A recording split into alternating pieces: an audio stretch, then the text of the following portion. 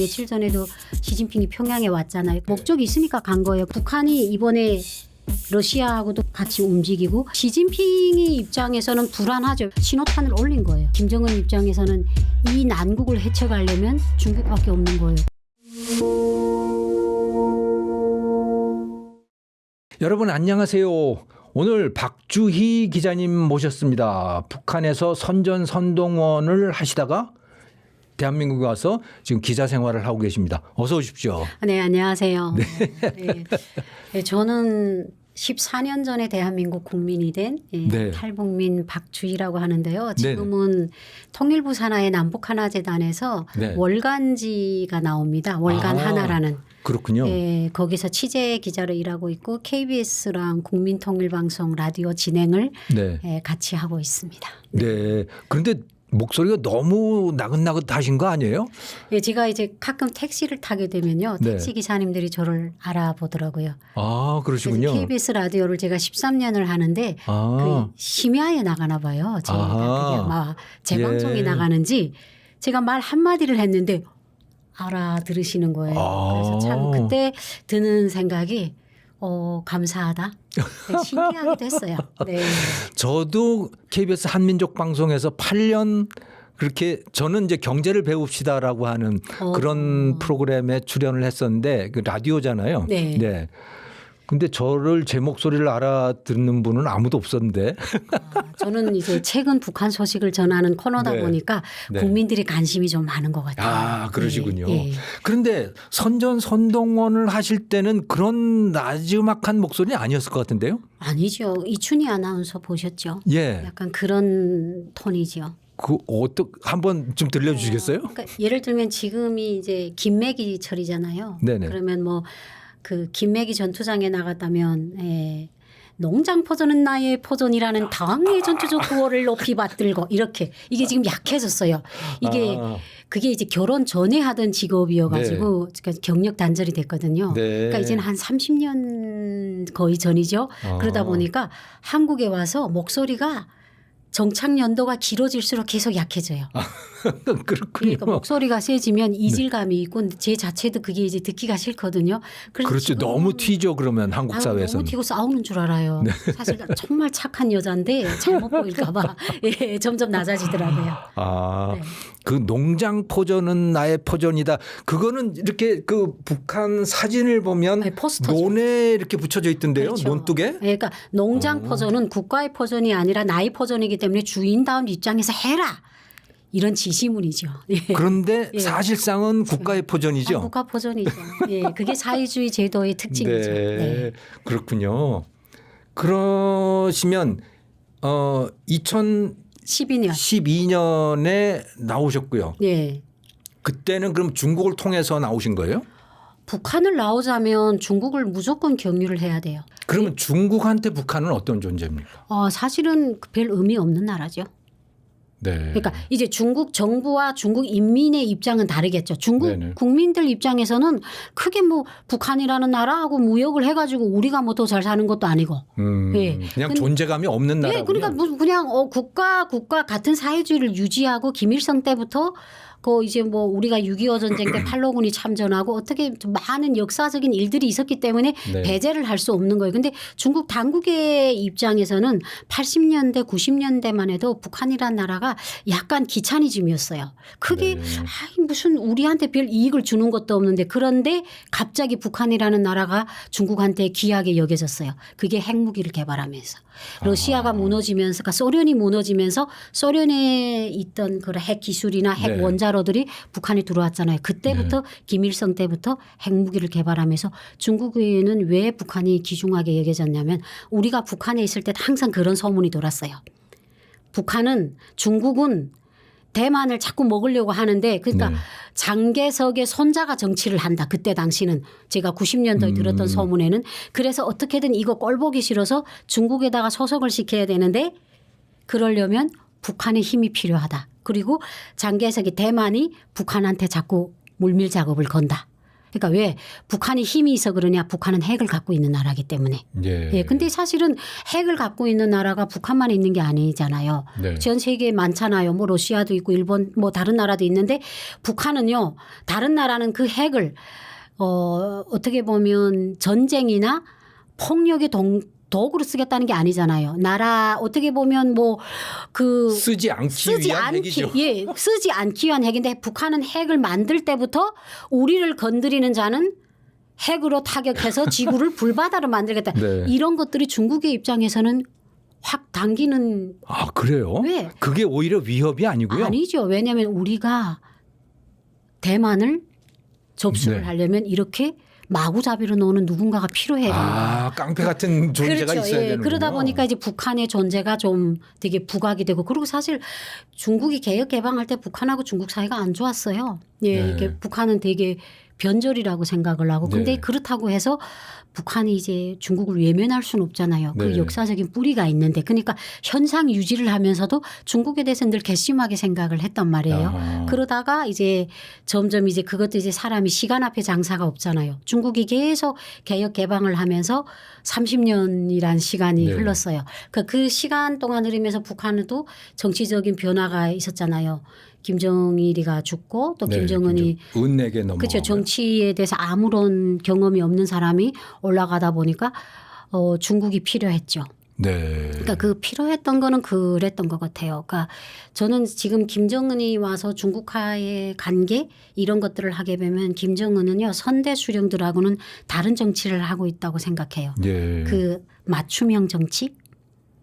그게 뭔가요? 뭐 딸도 데리고 다니고 부인도 같이 나오고 뭐 그러니까 그러던데. 이제 김일성과 김정일 때는요 중국에 대해서 되게 어떻게 보면 절대적인 그런 우호 관계가 유지가 돼 있고 그렇지만 김정은이 때를 딱 보게 되면요 중국과의 관계에서도 그런 것 같아요. 배제할 거는 배제하고 당길 건 당기고. 그래 이번에도 야하. 며칠 전에도 시진핑이 평양에 왔잖아요. 그게 그러니까요. 그거 참 이례적인 것 네. 같아요. 직접 평양까지 가서. 그러니까 이게 네. 그런 거예요. 그러니까 두 나라의 그러니까 시진핑이가 그 사람이 생긴 건 그래도 되게 자기 걸 딱 챙기는 사람이잖아요. 그러니까 이 사람도 예. 목적이 있으니까 간 거예요. 근데 네. 이게 명분이 뭐가 됐냐면 이게 뭐 중조 친선 우호 관계 65주년을 계기로 갔단 말이에요. 네. 근데 그 65년 전에 이것을 이미 김일성이가 뭐 주석이랑 같이 시작했던 거예요. 그러니까 네. 이런 것들은 김정은이가 다시 살리는 거예요. 네. 꺼내 살리는 거예요. 그러니까 이제 그 김정은이는 이번에 제가 이렇게 김정은이 하는 걸 보면 선대 수령들을 헌법에서도 지웠잖아요. 김일성, 네. 김정일 사회주의를 다 지웠잖아요. 그리고 네. 통일도 지우고 조국 통일 3대 헌장도 무너뜨리고 그게 할아버지 유운이잖아요. 그러니까 선대 수령들이 했던 것들 중에 마음에 없는 거는 지워요. 네. 그런데 내가 이것을 그냥 유지해도 되겠다 하는 것들은 유지해요. 그게 바로 이번에 시진핑의 북한 방문도 그 면에서 한 면이거든요. 예. 그게 이제 김일성 때 시작된 조중친선 우호 협약이에요. 네. 그걸 지금 김정은은 유지하잖아요. 그러니까 이렇게 선대 수령들에 대해서 자기한테 피해가 안 가고 이익을 줄 수 있는 것들은 챙기고 자기하고는 이제는 이거는 없애도 되겠다는 거는 과감하게 없애는 거예요. 네. 그러니까 맞춤형 정치를 하는 거죠. 그렇군요. 예, 그러니까 약간 정치 스타일이 선대 수령들하고는 달라요. 제가 그러니까 보기에도. 원칙보다는 그때 시기를 이익에 따지죠. 따라서 네. 네 그렇게 바꿀 수 있고. 네. 근데 시진핑의 입장에서는 중국이라고 하는 거대한 나라의 원수인데 네. 그 사람이 움직이는 건 굉장히 큰 의미를 가지고 있는 거고 네. 북한에 일부러 찾아간 이유는 뭘까요? 북한이 그러니까 김정은이가 최근에 와서 제일 신경을 쓰는 게 정상 국가의 이미지잖아요. 아 그렇습니까? 예. 네. 왜냐하면 저는 김일성 시대에도 살았고 김정일 시대도 살았고 네. 김정은이가 자리에 딱 오르는 거 보고 왔거든요. 네. 근데 저희는 사실은 김일성이나 김정일의 아내나 가족들을 한 번도 공개적으로 본 적이 없어요. 그러니까 이제 김일성 때는 김정일을 데리고 다녔지만 저거는 뭐 수령님의 후계자다. 이런 면에서 봤지 김일성의 아내가 김성애다. 이런 것들은 부모님들을 통해서 다 소문으로 들었지만 가족 관계는 밝히지 않는 거군요. 안 밝히죠. 그러니까 네. 이제 왜냐하면 김일성의 가족 관계에 대해서 알 수 있는 사람은 당중앙위원회 측근들도 잘 몰라요.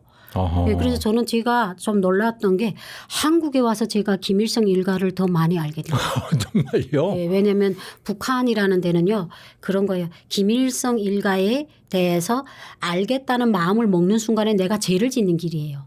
내가 알면요 말을 하게 됐잖아요. 네. 그래서 예전에 제가 기억이 나는데 양강도에 김정숙 사범대학이 있어요. 거기에서 학부장을 하던 어르신이 러시아에서 살다가 들어온 인텔이었어요. 네. 제가 어릴 때인데 근데 이 사람이 그런 얘기를 한 거예요. 자기 술 먹고 자기 아들한테 아니 김정일 원수님이 무슨 42년생이야 41년생이지.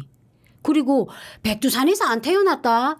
저기 러시아의 어느 산전막에서 태어났다. 이런 얘기를 한 거예요. 근데 그게 사실이잖아요. 아마도 그러겠죠. 김정일이가 소련에서 태어났어요. 항일투쟁할 때. 근데 북한에서는 우상화를 해야 되니까 김일성이 1912년생이니까 이걸 30주년으로 맞추는 게 보기가 좋잖아요. 그러니까 네. 김정일이 생일을 41년인데 42년으로 만들고 태어나기는 러시아의 밀림에서 태어났는데 백두산에서 태어났다고 밀령 집을 지은 거예요. 어허. 그러니까 우리는 모르는 세대니까 그걸 그대로 믿는데 이 할아버지는 러시아에서 온 인텔리잖아요. 정치범 수용소 갔어요. 관리소에. 아이고 그 말 했다가 예. 그러니까 이제 우리는 김일성 일가에 대해서 아는 것 자체가 우리가 죄인이라는 걸 인지하면서 자랐던 세대이기 때문에 그냥 수령님이 나타나면 그런 거 아 수령님인가 보다. 근데 한간에 소문은 있었죠. 근데 네. 사실은 그 소문도 출처가 없었어요. 근데 우리 엄마 세대들은 김일성의 부인이 두 번째 부인이었던 김성애를 알더라고요. 네. 왜 여맹위원장을 하면서 엄청 그 국가적으로 큰 막 영향력을 가시하다가 네. 김정일이 집권 따오르면서 격가지를 해서 다 잘났거든요. 아. 근데 그걸 우리 세대는 모른단 말이에요. 우리 어머니 세대는 40년생이에요. 안단 말이에요. 그러니까 그런 것들을 다음 세대한테 우리한테 그냥 어디 나가 말하지 말아라 이렇게 얘기해서 우리가 알지 그걸 혁명 역사를 통해서 우리한테 배워주진 않거든요. 그러다 보니까 우리가 되게 그런 것들을 이렇게 하는데 사실 김씨 일가에 대해서는 한국에 와서 더 많이 알고 김씨 일가의 그 추잡한 사생활 이런 것들이 소설책으로 나오잖아요. 저는 아직도 반반이에요. 솔직하게 말하면. 그걸 믿어야 되나 말아야 되나? 이렇게까지 디테일하게 알 수 있는 사람이 지구상에 누가 있을까? 예, 근데 그러니까 그건 그냥 소설이다. 예, 어떻게 보면 소설적 각색된 게 있지 않을까? 제 네. 개인적인 생각이에요. 아무도 모른다. 아니 김정일이가 여자를 데리고 들어가 가지고 그 밀실에서 그 여자를 안고 얘기한 둘만의 대화가 그 책에 나오는데 그러면 그 여자가 말하지 않으면 누가 알겠어요. 그렇겠네. 근데 그 여자는 사실 저는 북한에서 40년을 살았기 때문에 그 정도의 여자가 되면 그런 말을 정말 나가서 할까? 자기가 죽을 줄 모르고 그런 생각이 드는 거예요. 그러니까 저는 한국에 와서 물론 뭐 사실에 기초한 실화겠지만 깜짝 놀랐어요 제가. 그러니까 김씨 일가에 대한 모든 것들은 베일에 쌓인 게 아니라 철통 안에 쌓였어요. 그걸 북한의 간부들도 잘 몰라요. 뭐 직계나 알겠는지. 근데 김정은 직계에 접근할 수 있는 사람이 누굴까? 그러니까 유일하게 김정은 집계에서 온 네. 이 사람이 그 암살당한 사람. 그 사람의 책은 신빙성이 있는 거예요. 네. 왜 그 사람은 그 직계였잖아요. 김정일의 그 처형 아들이 우리나라에 왔다가 암살됐잖아요. 그 이름이 뭐더라? 자 잊어버렸는데. 예. 근데 그 사람 책을 보게 되면 그 김정은의 성격이나 이런 것들이 윤곽적으로. 그러니까 왜냐하면 김정일이가 살았을 때 신년사를 안 했어요. 말을 딱 인민군 창건 맷돌에 영적 장병들에게 영광 있으라 이 말 딱 한마디 했어요. 그래서 한간의 사람들이 김정은이가 말을 먹는다 이런 그러니까 말을 좀 뜻대에 그러니까 북한에서는 말을 잘 못한다는 말을 먹는다고 해요. 네, 그러니까 그런 소문이 돌고 김일성이 죽은 다음에 신년사를 안 했어요. 근데 이런 말도 조심스러웠어요. 네. 예, 그러니까 근데 이제 그 김일성 패밀리에 있던 그 사람이 그 쓴 책을 보니까 저도 모르게 쑥 빠지더라고요. 왜냐하면 이 사람은 패밀리이기 때문에 알 수가 있는 거예요. 그리고 그 외에는 진짜 이렇게까지 아는 사람이 있다고? 예, 저는 지금도 좀 그렇게. 그거 새겨들어야겠네요. 그런. 예, 그러니까 아까 그게 거짓이라는 건 아니에요. 네. 알 수가 모르겠어요. 저는 사실 저도 이제 북한에서 상층에서 살던 사람이 아니고 지방의 평범한 주민이었기 때문에 네. 평범한 주민이지만 그 제도가 어떻게 굴러가는지는 알거든요. 네. 그래서 이게 진짜 신빙성이 있을까? 그래서 네, 와 근데 또 알 수도 있을 수 있지도 않을까. 그러니까 네. 저는 약간 반반인 것 같아요. 그 북한에서 군대를 러시아에 보낸 거는 어떻게 이해를 해야 됩니까? 그건 팔아먹은 거예요? 아니면 뭐 외교를 한 겁니까? 그러니까 제가 중국하고 줄다리기를 한 거예요? 어떻게 봐야 돼요? 중국하고 줄다리기를 한 게 아니라 그때 당시 상황을 보면요. 네. 그 좀 더 앞서가면 김정은이는 처음에 그럴 생각이 없었어요. 근데 네. 이제 2017년, 18년 남북 정상회담 2번 했어요. 근데 네. 김정은이가 그때 우리는 도로가 안 좋다고 그 최고 지도자가 자기네 도로를 그렇게 비하할 정도면요. 네. 어떻게 보면 모든 걸 다 내려놨어요. 그래서 네. 이번에는 그냥 손을 내밀어서 대한민국 남북 정상회담을 하면 김정은이가 노리는 게 있었어요. 네. 경제적인 지원, 음. 대북 제재 해소, 가시적으로 자기한테 목적이 있어서 만났는데 네. 이게 다 대북 제재에 걸리는 거예요. 네. 그러다 보니까 하나도 실천이 된 게 없어요. 네. 예, 그러니까 거기다가 또 북미 정상회담 하노이 갔는데 빈손으로 왔어요. 그렇죠. 그때 그러니까 정말 김정은이 망신당했죠. 입장에서는 그런 거 있죠. 그러니까 그냥 뼛속까지 좌절을 한 것 같아요. 내가 이제는 누구도 못 믿겠구나. 이제는 남조선도 못 믿고 미국도 못 믿겠구나. 이럴 때 그러니까 이제 김정은 입장에서는 이 난국을 헤쳐가려면 돌아보니까 중국하고 러시아밖에 없는 거예요. 근데 일이 되자고 그랬는지 러우 전쟁이 터진 거예요. 네. 김정은이 참 러우 전쟁이 안 터졌으면 지금 같지 않았을 거예요. 지금까지의 입지가 이렇게 올라가지 않았을 거예요. 요즘은 잘 나가는 것 같아요. 북한이. 그러니까 이게 국제 정세의 다각적인 변화, 러우 전쟁이 김정은이한테는 신의 한 수였어요. 네. 어떻게 보면 사막의 오아시스 같은 그러다 보니까 러시아가 전쟁을 하면서 중국은 역은 나라예요. 항상 네. 중립적인 입장이잖아요. 네. 그러니까 이제 국제법에 의해서 중국은 어떻게 보면 자기네도 이제 러시아를 노골적으로 도와주려니까 자기네의 입지가 있는 거예요. 그리고 중국도 이제는 몸뚱아리가 커졌어요. 미국과 대등할 수 있는 강국이 됐어요. 네. 그러니까 옛날처럼 빠르게 행동하지 않는단 말이에요. 네. 되게 어떻게 보면 자기의 존재감을 지키죠. 이 상황에서 러시아가 손을 잡을 게 누구밖에 없어요. 북한밖에 없는 거예요. 그러니까 그때 당시에 이제 러시아에서 전쟁이 한참 벌어질 때 러시아의 국방장관이 북한으로 왔어요. 7월 27일에 2023년인가 네. 22년인가. 쇼이구인가 뭐. 네, 쇼이구가 왔는데 근데 저는 한참 전쟁이 일어나는데 최고사령관이 다른 나라로 간다? 이거는 그만큼 중요한 목적이 있어서 그랬어요. 그렇네요. 그래서 그 다음 달에 북한에서 이제 대륙간 탄도미사일 그리고 자강도 관계 그 밑에 지하 창고에 있던 다량의 무기들이 러시아로 수출이 된 거예요. 그다음에 수출이 되고 처음에는 이제 우리나라 국민들이 기준으로 봤을 때 야, 내 아들이 다른 나라에 참전 가는 거 그거 어떻게 모르냐. 북한은 몰라요. 몰라요? 예, 그러니까 아들이 군대를 갈 때는요. 조국이 내 자식을 바쳤다고 생각하고 강요하는 나라예요. 그리고 군사 비밀이라고 밝혀주지 않아요. 그래가지고 처음에는 그 포로병들이 말하잖아요. 자기네는 몰랐다잖아요. 그냥 기차다 배를 타고 내려보니까 러시아 쿠르쿠스. 북한 본인들도 몰랐던 거예요? 몰랐다는 거 해외 훈련이라고 했대요. 이번에 포로병이 2명이 유튜브에 나와 말했잖아요. 그러니까 처음에는 그러니까 저는 그래요. 세계에서 참전군도 아니에요. 북한 군인들이 다 러시아 군인들의 이름으로 그 이제 발견된 게 있잖아요. 러시아 군인들 군복에 그 이 사람들이 러시아 군인이 된 거군요. 예, 그냥. 러시아 군인으로 이름을 바꿔가지고 참전을 한 거예요. 그러면 이거는 참전군은요 그 나라 군복을 입어요. 그리고 네. 그 나라 깃발을 들어요. 그러니까 공식적인 참전군도 아니에요. 그러니까 총알 맞은 거죠. 그러니까 이제 그 전쟁 초기에는 북한군도 실전 경험이 없어요. 그래서 5천 명의 사상자가 났다고 해요. 네. 근데 거기에는 죽은 사람도 있고 부상당한 사람도 있는데 김정은의 입장에서는 뭐 온통 가릴 형편이 못 되는 거예요. 자기가 지금 뭐 북미 정상회담, 뭐 남북 정상회담이 다 수포로 돌아갔기 때문에 탈출구를 찾아야 되는데 러시아가 손을 내민 게 신의 한 수잖아요. 그러니까 러시아에다가 내가 무기를 그냥 주는 게 아니잖아요. 팔아먹잖아요. 근데 그 대신 무기를 파는 대신 또 이제 러시아의 그 기술을 자기네가 그래서 이제 푸틴이랑 김정은이랑 만났잖아요. 우주기지에서. 그때 이제 러시아가 전술을 한 거예요. 기술. 그러니까 자기네끼리 인민 생활하고는 상관없니 군사력에 대한 협정을 자기네끼리 한 거예요. 그러다 보니까 이제 그 대가로 북한에서 이제 군인들이 넘어가고 포탄이 넘어가고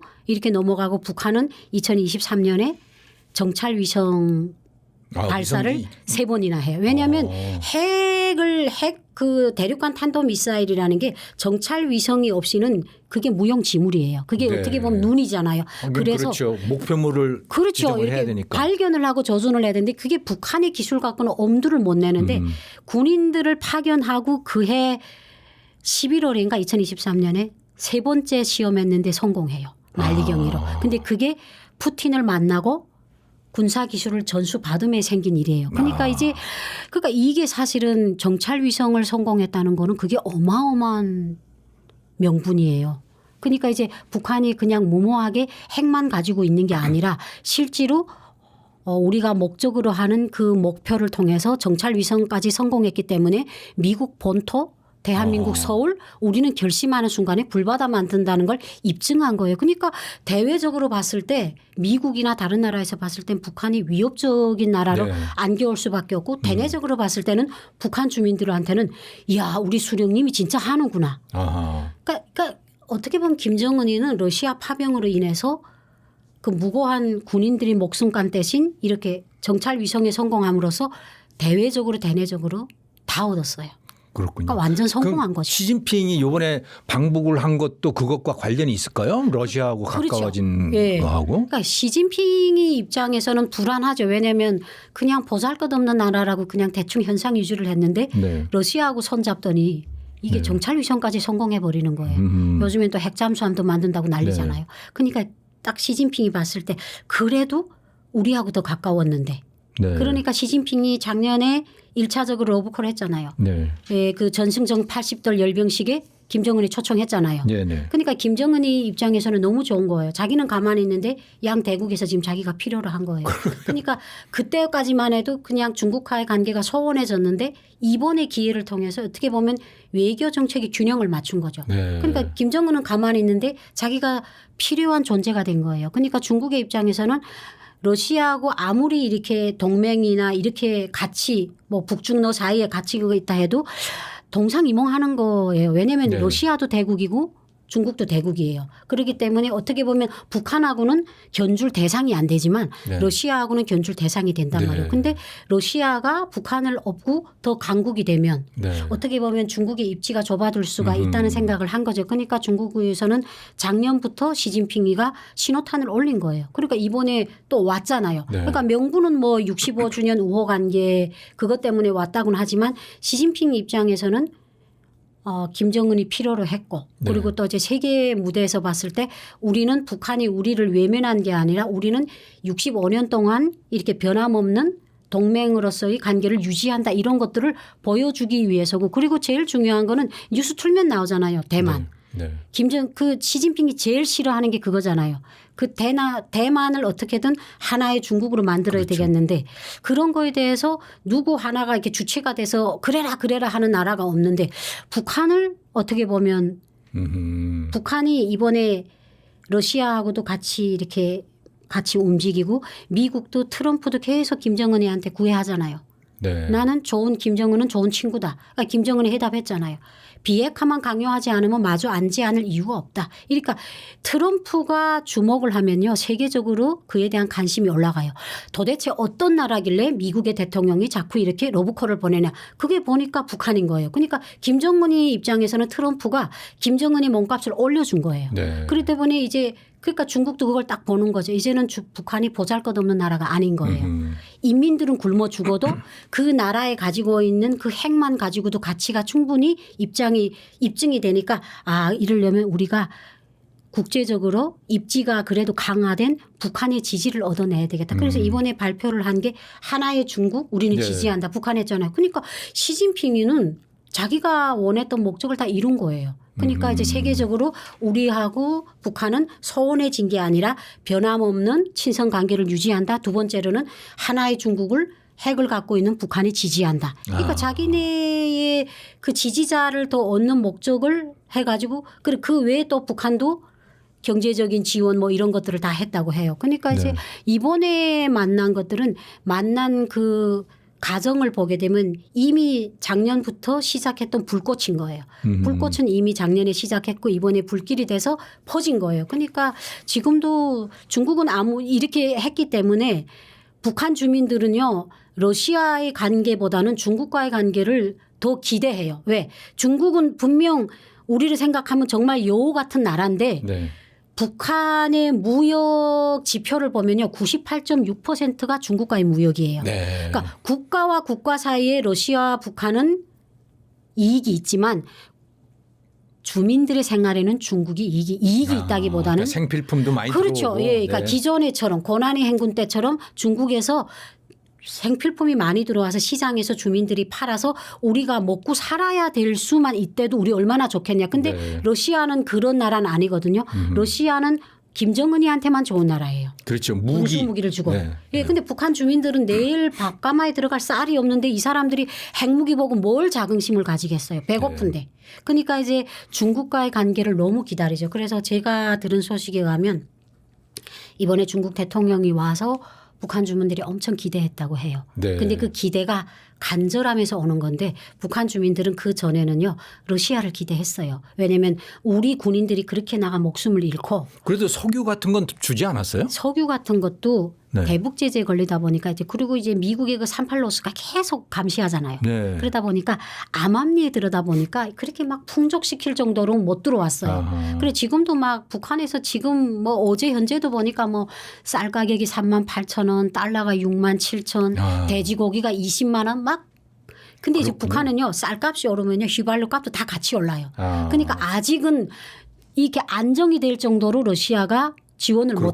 못해요. 왜냐하면 아직 발등에 불이 안 꺼졌잖아요. 네. 그러니까 이제 북한 주민들은 그걸 계속 기다렸는데 지친 거예요. 아. 언제 러시아 전쟁이 끝나서 우린데까지 쌀이 들어오겠냐. 그러다 보니까 이 찰나에 중국에 기대를 하는군요. 이 이제. 찰나에 중국 대통령이 온 거예요. 네. 그러니까 북한 주민들은 근데다가 이번에 이제 경제 교류 국경을 열겠다. 네. 아마 열 거예요. 근데 네. 이제 그러면 예, 제가 생각인데 국가적인 무역이 시작이 되겠죠. 네. 시작이 되는데 그 과거에서처럼 북한이 바보짓은 안 할 것 같아요. 아, 김정- 그러니까 광산 다 열어주고 뭐 이런 건. 그러니까 이제 북한은요. 그러니까 1990년대 중국이 북한을 바라보는 시선과 지금의 시선이 달라졌다는 거죠. 그러니까 지금은 김정은은 좀 더 김정일 시대보다는 몸값을 올릴 것 같아요. 아하. 그래서 그 김정일이는 무능했어요.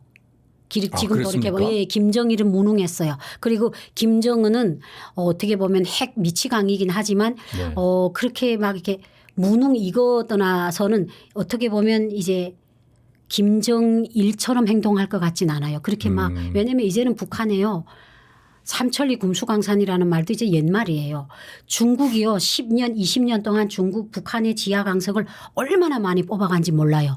그러니까 이제 아직도 많이 남아있다고는 하는데 네. 북한의 입장에서는 그 얼마나 남아있지 않은 것들을 지켜야 되잖아요. 그러니까 네. 옛날처럼 그렇게 무모하게 그 금덩어리를 주고 그 벌레 있는 쌀을 받을 것 같지는 않아요. 그러니까 아하. 이제 저는 무역 관계에서도 이렇게 조금 김정일 시대하고는 다른 새로운 셈법이 등장할 것 같아요. 김정은은 좀 영리한 모양이군요. 예, 그 그러니까. 부쪽에서 자기 이속을 조금 채우지 않을까. 네. 근데 어차피 중국에서 물건이 많이 들어오면 그것이 국가 소유가 돼도 국가 창고에 뭐가 있으면 그래도 누가 뒷배기를 빼든 시장에 그 물건이 나오게 됐어요. 그러게. 그러면 이제 아예 없는 것보다는 값이 좀 낮아지겠네요. 그렇죠. 그러니까 이제 북한 주민들은 제가 듣기에 시진핑이 온 걸 그렇게 반긴다고 들었어요. 아, 그냥 그렇군요. 먹고 사는 게 조금 풀리지 않을까 이런 기대감.